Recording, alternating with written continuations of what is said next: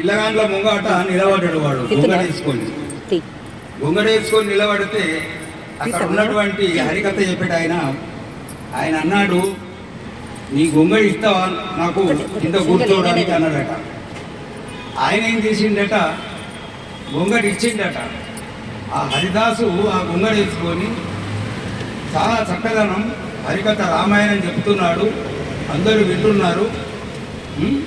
చివరకు ఇక తెల్లారిదాములు అయింది, ఈ ఆట అయిపోయింది, ప్రదర్శన కథ ఎప్పుడు.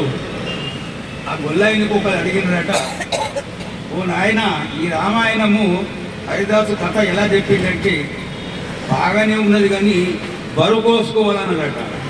అయితే బరువు అంటే అతని మీద ఒక తోరడు ఎక్కిండట, బుద్ధా మీద.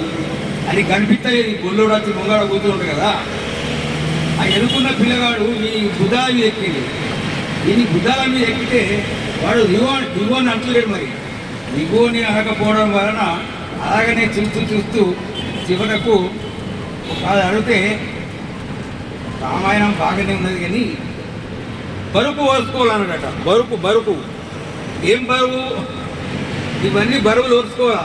మనం ఎక్కడెక్కడైతే తాపత్రయాలు పడ్డామో, ఎక్కడెక్కడైతే నీళ్ళు ఇవ్వండి, ఎక్కడెక్కడైతే మనము కొంచెం ఎందుకు ఏ సారిపోయినామో